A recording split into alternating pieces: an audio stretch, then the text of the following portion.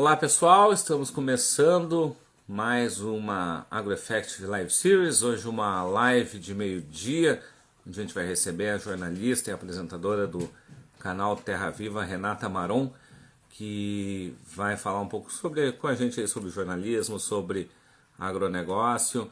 Então já estou aqui me comunicando com ela também pelo WhatsApp. Assim que ela chegar aqui, a gente já conecta com ela e vai fazendo esse bate-papo. Já estou aqui dizendo para Renata, é só ela entrar e já está aqui com a gente vai então conectar a Renata conosco. Pá.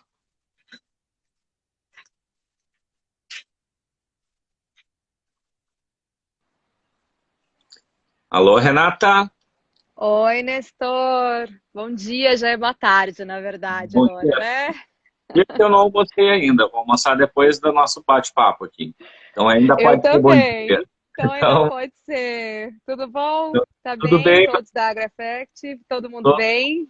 todo mundo bem, trabalhando de casa, firme e forte, trabalho não para. Como a gente diz, né? O agro não para, então o nosso trabalho aqui também não tem parado, né? E vocês aí também, né? Muita movimentação, a gente tem visto aí, tem participado de diversas lives, entrevistas, série de assuntos, né? Para a gente tratar, que também a gente vai tratar aqui com o tempo, né? Exatamente. Olha, a gente fala que o agro não para, o agro não pode parar a produção de alimentos e a gente garante, né, essa segurança alimentar. E ainda bem, né, porque eu falo que bem diferente da Europa e de vários outros países, o Brasil ele tem o que é de mais rico e essencial para nós, né, o poder da alimentação e a gente consegue alimentar o Brasil e mais 7 Brasis. Então, olha que dado super relevante, né, isso de acordo com a Embrapa. Então, quanto a gente é significativo e a gente realmente tem essa vantagem, né? A gente não precisa correr aos supermercados, até houve, né, um certo ânimo quanto a isso de a gente sair correndo às compras e tal ali no início, porém depois a gente viu que ainda bem que aqui no Brasil a gente não precisa disso porque tem alimento aí para todo mundo e a gente sobra e exporta para mais de 180 países. Então, somos Coisa celeiro boa, né? realmente. Coisa boa, né? Com o agro também a gente vê muita notícia aí, deve acompanhar certamente nas tuas intervenções, entrevistas, em lives, dizendo, né, que o agro aí pode ser mais uma vez o salvador da pátria, né, no momento de crise, no momento de turbulência. Com certeza, Nestor, eu vejo isso e mais do que assim de salvar a economia, os números a gente já sabe, conhece, vem aumentando ano após ano, a gente está bem próximo aí de um quarto do PIB, 42, saímos acho que para 43,6 agora da balança comercial, ou seja, dos nossos embarques e exportações, a representação do agro é mais de 40%, mas mais do que isso, eu vejo que a gente sai forte e a gente sai como exemplo de que o agro ele tem tido mais valor frente à opinião pública. E aí eu sei que, por exemplo, aí Rio Grande do Sul, essencialmente agrícola, Santa Catarina, estados do Centro-Oeste, São Paulo aqui com a laranja, a cana-de-açúcar, a gente tem essas particularidades, mas as áreas mais urbanas eu acho que vão conseguir olhar e ter um olhar diferenciado saindo dessa pandemia para o agronegócio brasileiro. Ele acha que ele vai dar uma lição e uma lição assim realmente onde todo mundo vai olhar e vai aplaudir a gente, porque a gente tem às vezes esse costume e até como forma de falar e de se expressar, e isso não é só eu que comento, mas eu acho que muita gente do setor e autoridade, que a gente acaba às vezes falando para nós mesmos, né? A gente acaba até usando termos, enfim, essa coisa da técnica, particularidades de falar de determinada área, e às vezes a gente esquece que há uma opinião pública toda envolvida sobre o setor, e claro, o agro ganhando espaço precisa ser entendido. Então, eu vejo também dessa forma, né, que eu acho que a opinião pública, no geral, vai olhar a gente de maneira diferenciada e muito mais especial. A gente sai com certeza mais forte disso. Com certeza, né, Renata, que a gente vê muito, né, a gente trabalha com comunicação, com jornalismo nessa área, agora eu particularmente trabalhei muito tempo do lado da mídia, agora trabalhando nos bastidores, né, quanto é importante esse setor, né? E muitas vezes o setor ele não é reconhecido da forma com que deveria ser, né? Sim, com certeza. Por exemplo, a gente tem agora, né? Eu estava vendo várias questões, eu estou acompanhando bem de perto a questão da antiga medida provisória 910 e agora projeto de lei que trata da regularização fundiária 2633. E o que tem acontecido? Inclusive, hoje eu abri, em especial, um site, me veio essa notícia. Britânicos podem vetar alimentos do Brasil se projeto de lei que trata da regularização fundiária for aprovado. Olha só, né? Então, é um projeto de lei, eu conversei e venho conversando muito com o presidente da FPA, outros parlamentares, deputados da bancada ruralista, do setor produtivo. Fiz algumas exclusivas agora recentemente com o secretário especial de Assuntos Fundiários, Naban Garcia, quem realmente está atento a essas questões. Tenho falado muito, hoje inclusive abri o programa com a entrevista com a advogada especializada em questões ambientais, a Samantha Pineda, que também tem um programa no Terra Viva, e aí justamente para entender. Então, na verdade, a PL agora, o PL, o projeto de lei, que trata da regularização fundiária, justamente é para dar titulação às propriedades rurais e aí, principalmente aos pequenos produtores rurais, porque eles ficam realmente à margem, eles não têm títulos, então eles não têm acesso a crédito, eles não podem fazer nenhum tipo de ter direito a nenhum tipo de financiamento. Muitos pequenos produtores, eles não conseguem deixar de herança para os seus filhos, enfim, aquela terra que já está trabalhando às vezes 30, 40 anos. Então, olha a situação. Na verdade, é um projeto de lei para dar títulos às propriedades, então é para regularizar.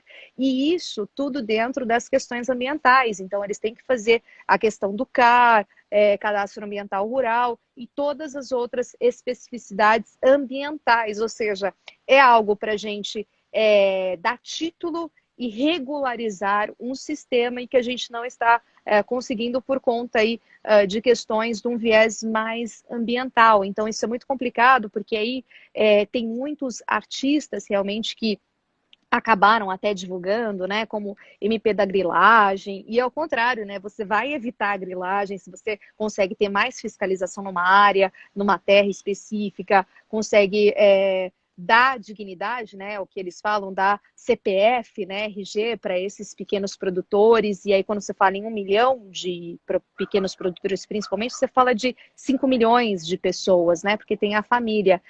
Então, assim, será que o pessoal comenta, nossa, a comunicação não está chegando da maneira mais correta, mais precisa? Por que sempre lá fora, mais uma vez, entre aspas, a gente acaba sendo marginalizado por algo que não é real?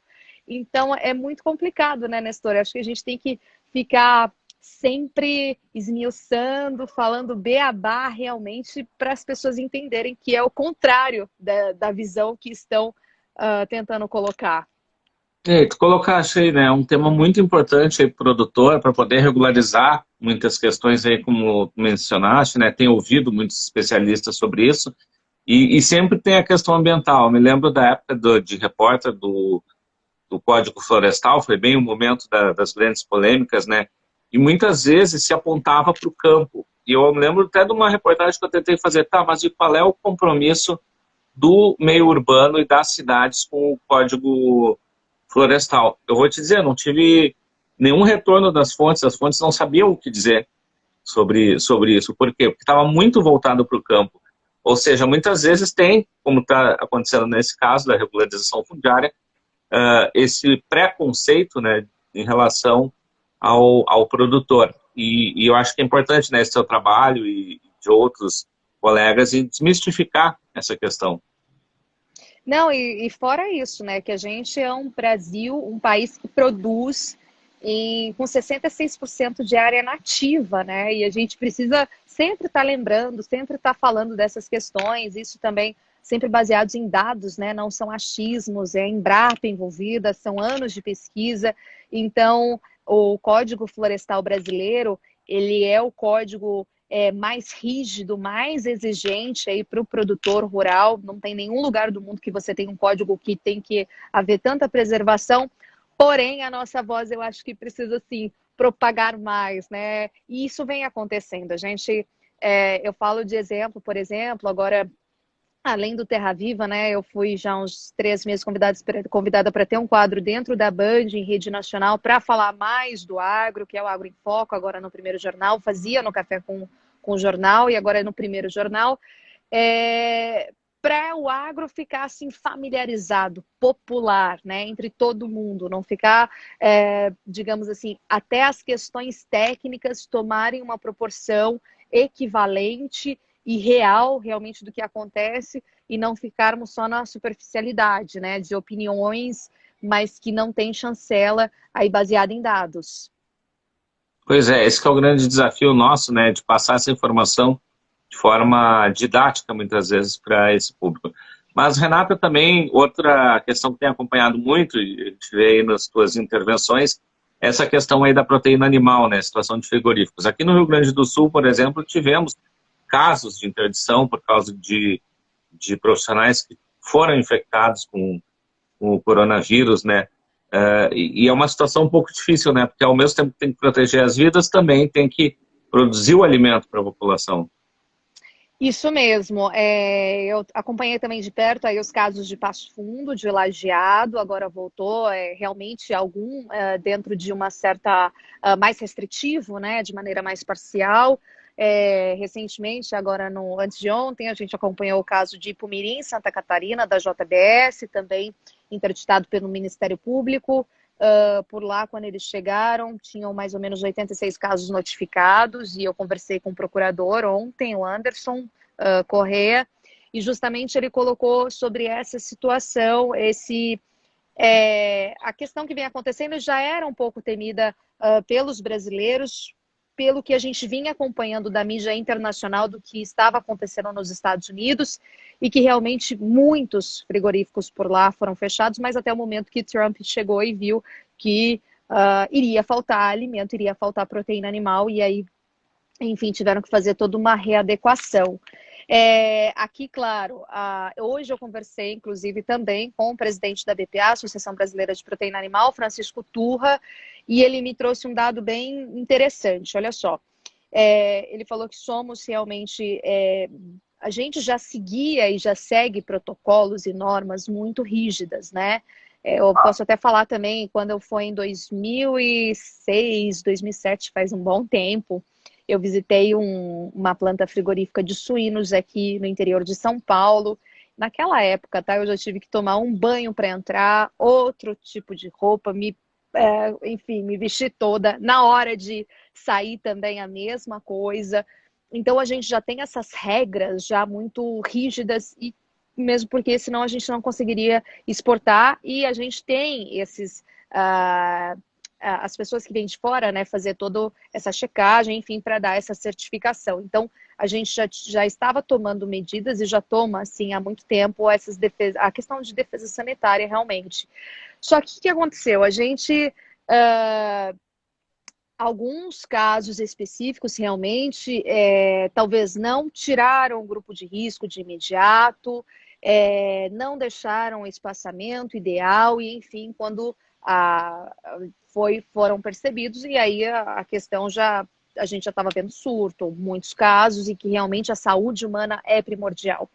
Mas o que ele me passou, que o setor de proteína animal, aí especificamente de aves, suínos, produção de ovos também, emprega 500 mil pessoas. A gente fala de 500 mil empregos, é muito emprego. E ele me falou que praticamente zero, nenhum emprego foi tirado.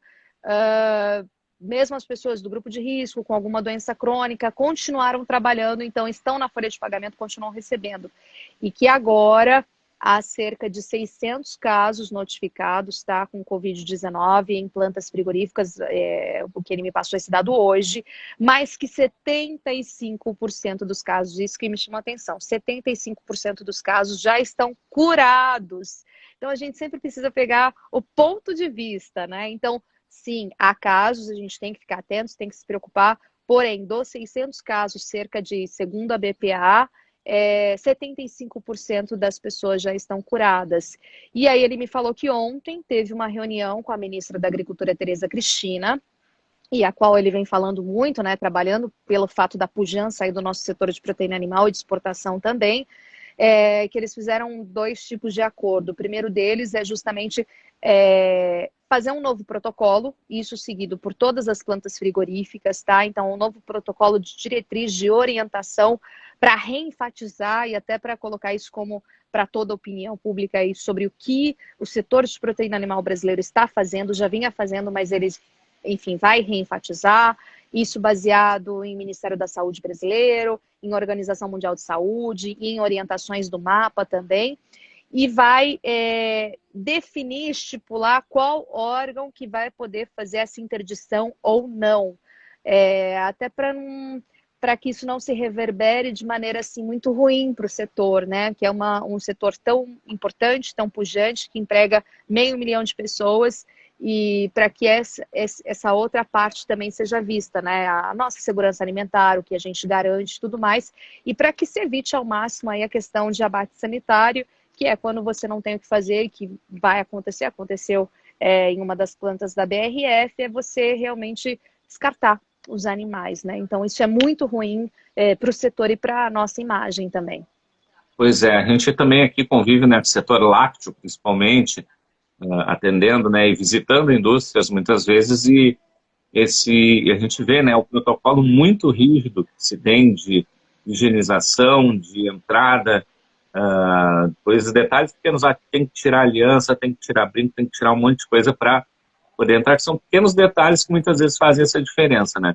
Lembrando o pessoal aqui que está entrando, quiser mandar alguma consideração, alguma pergunta para a Renata também, fique à vontade aqui, que a gente, no máximo possível, vai tentar repassar. Tô E, vendo que o Renata, Guilherme Missen, ele é um pecuarista lá da região Pará, do Pará, tá aqui com a gente, e ele é gaúcho, né? Recentemente até falei com ele no programa também. Bom dia. um grande zootecnista e grande leiloeiro rural também, Isso aí. e acompanhando a gente também, várias outras pessoas também participando conosco. Mas, Renata, a gente continuando também dentro dessas questões, né? Outro assunto aí que tem abordado bastante é em relação ao setor sucroenergético. Como é que está esse momento desse setor no atual cenário, né? Não, o cenário está muito ruim. Acho que você tem acompanhado também há um mês, né? A Única divulgou, se não for tomada nenhuma medida emergencial do governo, o setor vai entrar em colapso. E, na verdade, a gente passou, enfim, estado de São Paulo, que tem na produção aí praticamente a maioria da produção de cana-de-açúcar, né, a nível Brasil, e realmente a gente está com uma situação bastante complicada. A gente vinha acompanhando em relação ao governo, estava para sair realmente o acordo das principais medidas, que seria a CID sobre a gasolina, não para aumentar o preço da gasolina, mas para balizar, porque a gente sabe que quando cai o preço da gasolina, cai o preço do etanol, e o preço da gasolina vem caindo, enfim, por questões externas, né? Arábia Saudita e Rússia, importantes aí produtores, não chegam a acordo, colocaram muito petróleo aí no mercado internacional, ou seja, a baliza vem para cá, a gente vê semanas consecutivas aí de queda de preço do petróleo, e aí a gente vê baixa no preço da gasolina, e o etanol segue o mesmo ritmo. Aí, para completar, a gente tem, claro, e aí a gente tem que seguir essa regra, o isolamento social, a quarentena, e aí com isso baixou muito o consumo do etanol, e as usinas é o terceiro fator. Começou a safra agora, ou seja, a usina, as que conseguem direcionar para a produção de cana-de-açúcar para o açúcar, tem conseguido dar uma equilibrada, porque também o açúcar ficou bem agora no mercado internacional, por conta de fatores importantes países produtores privilegiaram aí o seu mercado interno, tá? Então o preço vem sendo sustentado, vem sendo bom por conta desse fator. Então, só que nem todas as usinas conseguem direcionar para o açúcar. Então, as usinas que só conseguem produzir etanol estão no limite, ou estão tendo que manter ali a cana-de-açúcar. Então, eles estavam pedindo CID sobre a gasolina e principalmente linha de crédito para estocagem aí do produto, né? Para esperar um tempo onde eles conseguem despejar isso no mercado e para que realmente haja esse equilíbrio. E essa medida estava para sair há umas 2, 3 semanas. Inclusive, na época, conversei, teve uma reunião numa quinta-feira à noite. Sexta-feira, a gente abriu o programa falando sobre isso com o presidente da Frente Parlamentar para a Defesa do Setor Sucroenergético, Arnaldo Jardim. E aí, o que aconteceu? houve ali um desentendimento depois, na semana seguinte, entre Ministério da Economia, setor produtivo, e aí voltamos à estaca zero, ou seja, as medidas estavam praticamente acordadas, já iam ser anunciadas, e aí voltou à estaca zero. Então a situação está bastante difícil, né, complicada. Inclusive, recentemente, aqui em São Paulo, ainda semana passada, a FAESP, Federação de Agricultura e Pecuária do Estado de São Paulo, lançou uma campanha Consuma Etanol e ajude a manter o emprego de milhões de famílias. Então, está havendo esse estímulo, né, de consumo, de aumento aí do etanol, para que a gente, pelo menos, consiga equilibrar, incentivando mais esse consumo. Mas, por enquanto está a regra do isolamento, da quarentena, para o setor não está nada fácil. Eu imagino, por exemplo, se falou aqui no Rio Grande do Sul que sempre a relação etanol com gasolina foi uma relação que nunca foi vantajosa, né? E se falou muito que nesse momento ela estava vantajosa. Existe a vantagem, né? Estava vantajosa em relação, estava difícil sair a palavra, mas saiu. Tem essa vantagem de agora consumir o etanol aqui no Rio Grande do Sul, né? Inclusive os preços vêm baixando aqui, né? Digo até como consumidor que abasteci meu carro na segunda quinzena no início da segunda quinzena de março e não abasteci mais até agora. E eu, uma pessoa que sempre estava rodando, viajando e consumindo bastante combustível, né? Então, quer dizer, é um problema realmente muito sério, né, nessa questão do combustível, que as pessoas paradas em casa, de oferta e demanda, acaba caindo, né? Sim, exatamente. E mais uma vez, semana passada também conversei novamente com o Antônio de Pádua, diretor técnico da Única, e eles querem, de alguma maneira, articular com o governo para que alguma medida saia, pelo menos essa linha de crédito aí para estocagem do etanol, enfim, para que realmente não fique mais em colapso como já está, né? Porque eles estão vendendo aí a custo mais baixo do que gastaram no custo de produção. Então, fica bem difícil, fica no prejuízo. É verdade. Renato, continuando aqui na nossa pauta também, né, outro setor que tem sofrido com algumas questões, que tem acompanhado aí, é o setor da laranja, né, o citrícola. Como é que está vendo essa questão nesse momento? Como é que está o andamento desse setor, né? Olha só, início da semana eu fiz o levantamento oficial da safra e pelo Fundecitrus, né, safra estimativa 2021 também. Queda aí de 26, mais de 26% para essa safra em relação à safra anterior, e eles fizeram uma média também em relação a essa safra 2021 em relação aos últimos 10 anos, e queda também de 12,5%, se eu não me engano é o número exato. E aí, o que acontece? Tem a questão das adversidades climáticas, como qualquer outra cultura, diretamente dependente aí do clima. E aí a gente vê que, como a safra anterior de laranja foi muito boa, então a seguinte na laranja funciona assim: a indução floral, ela não é tão, a nível de produtividade, não tão boa quanto a anterior. Então, teve essa questão, a questão dos frutos, menos frutos, né, por árvore, por pé, e também os frutos estão menores e devido à questão dessa adversidade climática. Então, a situação é nesse ponto de vista, porém, a gente sempre tem que olhar para o lado também que dá para ver o ponto de vista positivo. As pessoas estão consumindo mais laranja, mais citros no geral, por conta tentar elevar a imunidade, por conta da vitamina C. Então, o consumo ele está aquecido, ele cresceu bastante desde o início do ano, por conta justamente das pessoas aí estarem preocupadas em relação à pandemia, a questão da saúde, então estão consumindo muito mais suco de laranja em relação aí a meses anteriores. Então esse é um lado bastante interessante. E nesse lançamento, nesse anúncio da safra, estava lá comigo o professor Marcos Fava Neves, bastante reconhecido no mercado, no setor, e ele disse da questão da Europa, de continuar demandando aí também bastante suco de laranja brasileiro, enfim, então a gente produz com qualidade. E um outro ponto relevante também para chamar a atenção do setor da citricultura, é uma das culturas mais sustentáveis do mundo, não é só do Brasil. porque eles fizeram um trabalho junto com a Embrapa territorial e a cada 2,5 hectares de citros de laranja plantado, 1 hectare é de área preservada, ou seja, praticamente metade, para cada 2,5 hectares, de área preservada. Então, esse trabalho é chancelado, foi feito junto com a Embrapa territorial e mostrou isso, né? Então, são esses pontos também que a gente sempre gosta de chamar a atenção e de divulgar, né, para quem está aqui, para quem nos acompanha, para as pessoas também valorizarem aí a produção brasileira, que é feita de maneira aí sustentável. Ontem também conversei com uma CEO de uma importante, uma das maiores empresas de citricultura do país, e ela me passou, a Sarita Rodas, do grupo Jonqueira Rodas, e aí ela me passou sobre todas o que eles vêm enfrentando, o que eles vêm fazendo para conter a pandemia. Então ela falou, Renata, até que para mim não é tanta novidade, eu não fiz tantas mudanças, porque a gente já fazia assim muitas questões de restrição, de lavar a mão toda hora, de álcool gel. Então, assim, para algumas empresas, para alguns grandes grupos, né, já era hábito, né? Só se tornou assim mais empático, né, para algumas outras pessoas.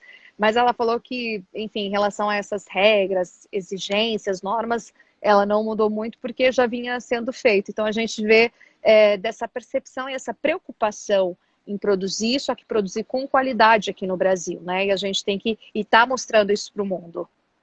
É verdade, e a gente vê, né, a força desse setor da laranja, do citricultura, no mercado externo, né? Inclusive, eu lembro de muitas ações de marketing voltadas para o público consumidor, diretamente lá para esse público, especialmente da Europa, né?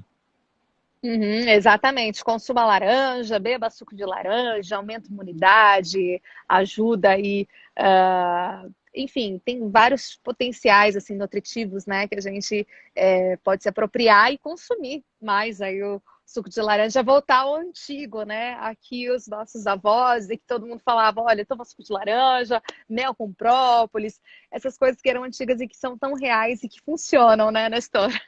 Não, é sempre bom. Suquinho de laranja sempre vai bem, né? Isso é muito importante para a gente, principalmente nessa coisa, como falaste, né? A questão da imunidade, né? Reforçar.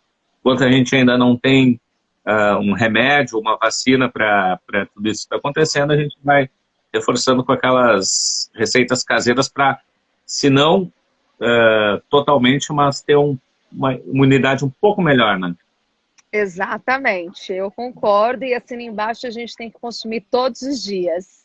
Bom, pois é. Outro mercado também, Renata, que tem sido afetado muito, né? E a gente tem visto aí notícias aqui no Rio Grande do Sul, tem saído bastante até sobre isso, é o mercado de flores e de hortifrutigranjeiros, né? É um mercado aí que também, com essa pandemia, acabou tendo uma baixa, inclusive sendo um dos mais prejudicados, né? Com certeza, quando teve enfim, começou o anúncio de fato, as notícias começaram a sair realmente, o avanço da pandemia e tudo mais, vai fechar, não vai fechar, enfim. O primeiro setor que foi impactado foi o setor de flores, foi o setor de hortifrutis, o de flores porque flores, as vendas estão diretamente ligadas ao mercado de eventos. Então, não tem eventos, não tem casamento, não tem festas, não tem celebrações, enfim. Então, é um setor diretamente ligado ao setor de eventos. Eventos cessaram, impacto imediato, né? E aí, o que aconteceu? Também o setor de hortifrutis, eles, no começo, eu não sei como é que foi aí, mas eu acho que praticamente em todos os lugares aí brasileiros a gente viu, as feiras também, muitas feiras livres praticamente cessaram, né? E depois começaram a retomar, enfim. E a feira é um local fundamental aí para muitos pequenos produtores, enfim, para conseguir, enfim, embarcar. Teria estar acabando, mas vai segurar aqui até o fim da live. E aí o que acontece?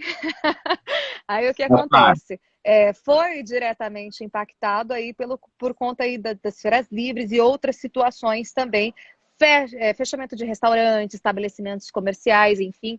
Então foi muito impactado.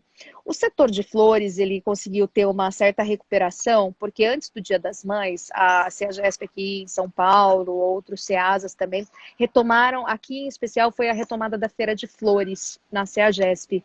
E é a data do Dia das Mães, para quem comercializa flor, para quem é produtor, é a data mais representativa assim, de comércio, de vendas. Então, ajudou a dar um respiro, né? Porque assim você tem um canal importante de comercialização, se a GESP que aí embarca para vários estados, então é muito relevante. Então essa reabertura da Feira das Flores ajudou de certa forma. Essa semana eu conversei também com uma gerente de uma das maiores cooperativas de flores do país, da cooperativa Velling, de Olambra, e Olambra também diretamente aí ligada à questão das flores. E aí ela me falou que para eles, não foi.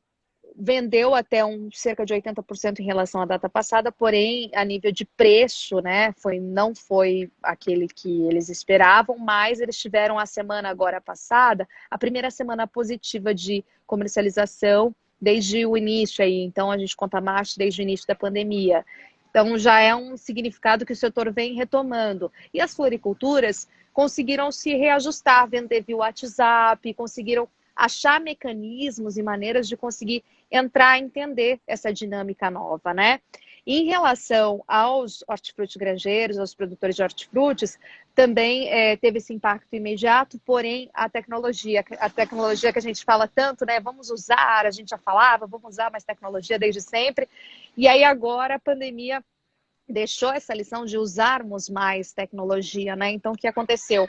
CNA, por exemplo, lançou aquela plataforma Mercado CNA para os produtores de qualquer lugar do Brasil fazer o seu cadastro bem rápido, que localidade, o que você fornece, e aí o cliente pode acessar e também fazer essa compra aí com quem está comercializando. Não só o Mercado CNA, mas a gente já anunciou vários outros tipos de plataformas digitais semelhantes. A FAESP também fez uma aqui para o estado de São Paulo, pertinho de casa, onde você consegue conectar pequeno produtor rural, enfim, com o cliente, fazer negociação via WhatsApp. Então, até os pequenos conseguiram se reinventar, estão se reinventando, então estão conseguindo vender seus produtos, e isso eu acho fantástico, né? Que quem está sabendo aproveitar as oportunidades, tirar lições diante dessa crise, tem conseguido se manter, não da maneira anterior, porque vai ser bem diferente, mas tem conseguido equilibrar, né? Não só lamentar. Bom, deixa eu ver o que eu tenho, qual é o cenário que eu trabalho e o que eu posso fazer para continuar me mantendo, né? Então, é um setor que está caminhando a passos mais lentos, mas que quem está sabendo aproveitar assim a oportunidade está conseguindo sair bem, eu acho. O que é normal, né? Muita gente foi pego aí de toda essa questão, planejamentos de ano inteiro foram talvez dizimados nesse momento e tem que ir agora com o carro andando o pessoal mudar. Muita gente foi pega nessa questão da pandemia, né? E só aqui alguns recados aqui, ó, a nutricionista BH desejando bom dia a ti, Renata, bom dia a todos nós. Bom E agora o dia. Petrizo aqui, parabéns pelo trabalho, Renata. Obrigada, excelente. A gente até falou há pouco numa live de solidariedade. Obrigada, Francesco. Aí Excelente. te acompanhando novamente, gente, né? Isso. Bom, Renata, a gente também falando, né, de outras questões aí, né, a gente tem visto, né, durante essa pandemia, o trabalho de pesquisa é muito importante, o trabalho tem se mostrado relevante. A própria Embrapa tem ajudado muito nessa questão de tentar buscar soluções para esse momento, né? E como é que está vendo esse trabalho também deles, a importância, né, desse órgão de pesquisa para a nossa agricultura, para a nossa agropecuária? Fundamental. Falei também recente com o presidente da Embrapa, o Celso Moretti, em algumas oportunidades, e eu fiquei, em especial, muito feliz, porque eu falei assim, mais uma vez, o campo científico do agro dando respostas aí relevantes para um problema de saúde. Então, por exemplo, quando você pega diversas unidades e laboratórios da Embrapa, a Suínos e Aves, agora foi anunciado essa semana, já disponibilizando aí os seus laboratórios, que precisa de um nível de exigência muito alto para conseguir fazer os testes da Covid-19, olha que interessante, você pega algo essencialmente agrícola, o campo científico do agro, auxiliando aí, ajudando um problema de questão aí de saúde, né? Então, eu achei mais uma vez muito relevante esse papel, e sem contar as pesquisas, todos esses trabalhos, né, de produção para várias áreas, a questão de chancelar essa história de como preservamos, que áreas, né, deixar isso bem claro para ser baseado em dados, porque a Embrapa ela se tornou relevante não só para o Brasil, mas para o mundo, né? Inclusive, recentemente, num programa que fizemos, Agro 360, de países árabes, o presidente da Embrapa disse que possivelmente a Embrapa vai ter uma unidade nos Emirados Árabes Unidos, lá em Abu Dhabi, ou seja, todo mundo quer levar a tecnologia da Embrapa para fora, porque funciona demais aqui. A gente cresceu muito em produtividade, em várias culturas agrícolas, né? Haja visto que a gente observa aí no milho, na soja e outras culturas também. E, inclusive, nas comitivas presidenciais, e onde a ministra Tereza Cristina também está presente, sempre é levado o trabalho da Embrapa para fora. A gente viu isso no Oriente Médio, a gente viu isso na visita à Índia, a gente viu em todas as visitas internacionais desde o início aí desse novo governo, a gente viu a Embrapa muito presente, né? Então, eu acho que cada vez mais a gente conseguir exportar essa tecnologia agrícola, o que está dando certo aqui, conseguir mostrar lá para fora, eu acho fundamental e eu acho que merece aplauso sempre, viu? Não, com certeza. A gente que trabalha aqui agora na parte com entidades, né, tem acompanhado o trabalho da Embrapa, muitas vezes por parcerias com essas entidades, como a Embrapa Trigo, a Embrapa Pecuária Sul, a Embrapa Clima Temperado, que são parceiras de algumas das entidades que a gente tem trabalhado e comprova isso. Mas, Renata, falaste também aí dessa questão da comitiva à Arábia Saudita, que acompanhaste, né, recentemente. Como é que foi essa comitiva? O que viu de cenários por lá? E esse papel, né, do agronegócio brasileiro juntamente com esses mercados? Pois é impressionante, assim, mas a gente tem que olhar e observar o mercado árabe hoje de uma maneira, assim, muito especial. Porque o bloco, com 22 países, eles se tornaram o segundo maior parceiro do agro do Brasil. Então, lá eles consomem muita carne de frango brasileira, inclusive a BRF está lá. E agora anunciou mais uma vez, quando eu estava lá, anunciaram mais um investimento numa planta frigorífica para tentar produzir também carne de frango por lá e carnes processadas, enfim, hambúrguer, outros tipos aí de carne, e aí justamente para levar a proteína animal para lá. Num investimento, se eu não me engano, que era de 120 milhões aí de dólares. Agora eles também, semana retrasada, anunciaram mais um investimento na Arábia Saudita. Então a gente vê que a gente tem que ter um olhar muito peculiar sobre o mercado árabe. É um mercado muito fiel e que está há muito tempo parceiro do Brasil. E agora é muito interessante porque, além da proteína animal que a gente produz com todas as especificações religiosas, a carne halal e tudo mais, e outros produtos, eles querem que a gente ainda diversifique mais a nossa pauta de exportações para lá, ou seja, estão abrindo mais mercados aí para os produtos agrícolas brasileiros, isso com valor agregado. Então, isso é muito importante, porque a gente observa e sempre fala muito da China, né, que também é relevante quanto, mas a gente tem que começar a olhar mais esse mercado árabe que vem abrindo muito aí esse potencial para o agronegócio brasileiro. Inclusive, há uma discussão de fazer rotas marítimas diretas aí com o mercado árabe. Foi uma experiência muito, eu falo, uma das mais especiais assim da minha vida, apesar de ter que ficar... Tá ali meu celular.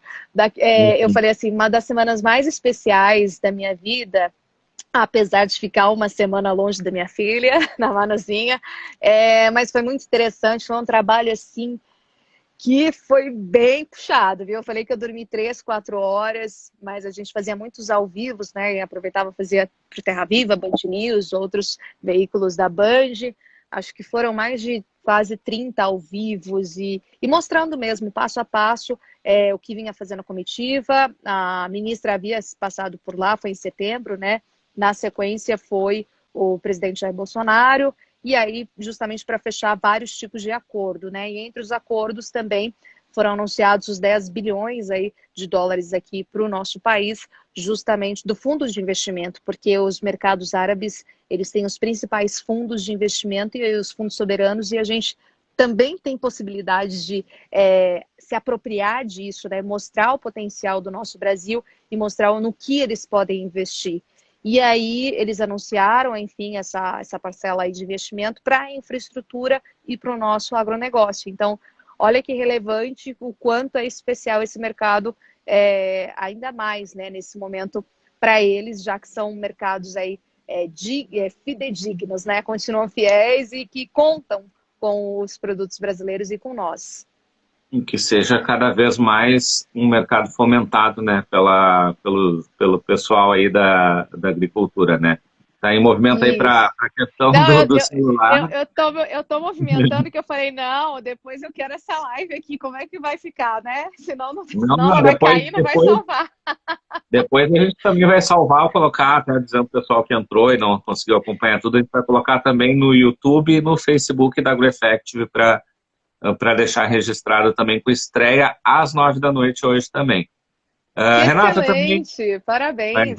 vai estar lá arquivado também para o pessoal que quiser assistir o momento que bem entender. Renata, também andaste falando aí muito, né, com alguns dos principais dirigentes aí, né, os ministros, Tereza Cristina, nossa ministra da Agricultura, o Salles, do Meio Ambiente, né, nos dá uma pincelada, assim, do que mais ou menos eles trouxeram aí de informações, de importância dessas informações, né? Bom,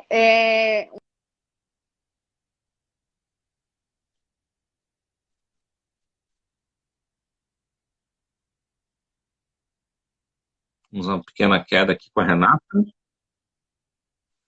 Voltou, Renata. Tem uma pequena queda aí. Tem uma pequena queda. Pode continuar. Já então estamos vamos lá. ouvindo. Vamos lá. Um trabalho que eu acho bastante relevante, importante, a gente tem que ressaltar, é o trabalho que a ministra da Agricultura, Tereza Cristina, vem fazendo, a questão da abertura de mercados, né? Acho que a gente nunca viu tanta abertura de mercado desde o ano passado, e agora também, em momentos da crise, onde a gente vê que teve uma celeridade, teve uma agilidade, rapidez, em realmente conseguir até exportar. A gente teve os números agora que saíram recentemente dos 4 primeiros meses do ano para exportação, carne suína, carne de aves, até a carne bovina também, o que a gente tem de recordes atrás de recorde, mesmo frente à pandemia do novo coronavírus.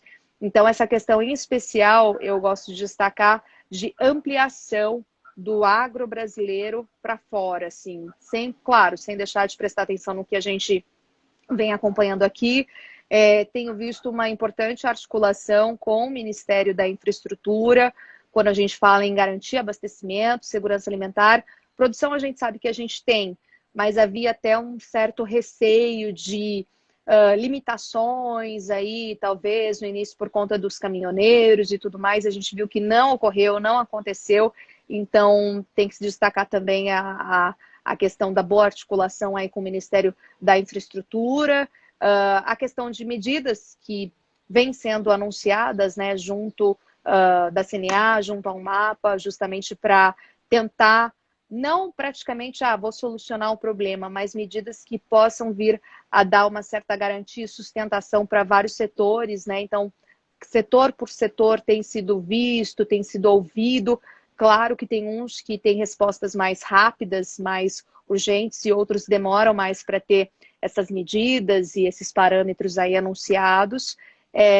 Mas a gente conversou bastante sobre essa questão.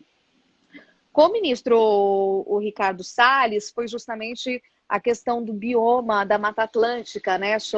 De colocar a questão de preservação, enfim.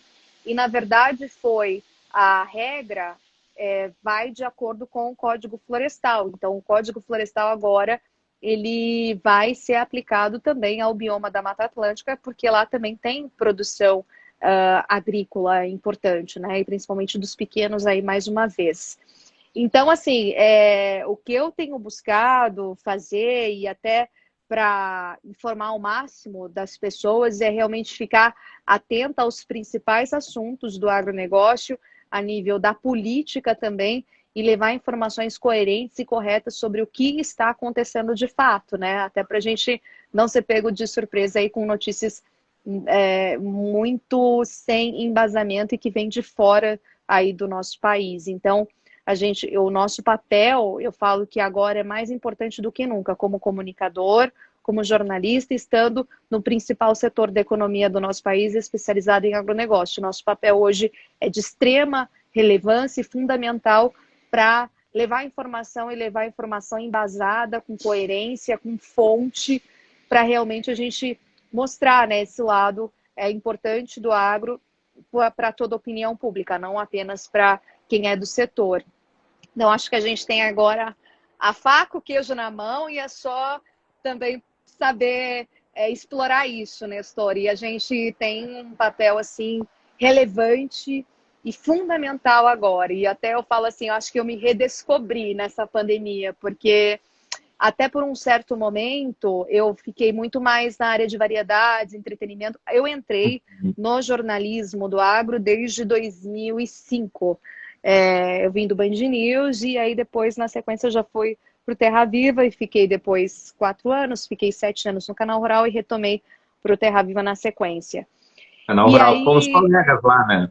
isso, exatamente. E aí, num certo momento, eu fui para a área de entretenimento e agora retomei total ao jornalismo, mas é porque eu sempre fui muito jornalista, eu sempre fui muito curiosa e muito detalhista também. Eu sou muito assim, tal notícia é isso. Não, mas qual é a fonte? Por quê? Quando? Como? Quem? Eu quero entender. Então, se eu quero entender de tal lei, eu vou ler a lei dos pés à cabeça, vou saber o número, eu quero falar com o principal. Então, assim, eu acho que a gente também tem um papel fundamental agora e de levar a informação correta e precisa para quem precisa. Então, até tenho agradecido, assim, porque muita gente me escreve para mim, Renata, continua falando isso e aquilo, e eu achei muito interessante, né? Eu falei que me redescobri total agora nessa pandemia. Mas faz parte, né? A gente vai se redescobrindo, vai criando coisas novas, vai agregando. Às vezes a gente pode também agregar sem deixar aquilo que a gente já estava fazendo, né? Então, são coisas que vão acontecendo. Só sobre a ministra ali que tinhas colocado, né? Acho que é importante também aqui para o Rio Grande do Sul, a participação dela na questão da estiagem, né? Das medidas para estiagem, que se não foram as medidas foram as melhores, mas foi o que se conseguiu, né? Muitas vezes não depende só dela. E das exportações, aqui o principal caso para nós aqui é a questão de uma abertura do arroz para o México, que foi uma conquista que os arrozeiros vinham trabalhando 4, 5 anos e ainda sempre esbarravam em alguma coisa, e nessa gestão da ministra Tereza Cristina, finalmente conseguiram abrir esse mercado. Um mercado tão importante, né, para vocês aí do Sul e realmente que a gente tem que aplaudir, que é o setor do arroz e que movimenta, que gera empregos e intrinsecamente relacionado aí a diversas famílias, né, que vivem dessa renda da produção de arroz. Então, bastante interessante, eu falo, e é a cara do Brasil, né, o nosso arroz de todo dia. Eu sou fanática também, apaixonada pelo tradicional, trivial arroz, feijão.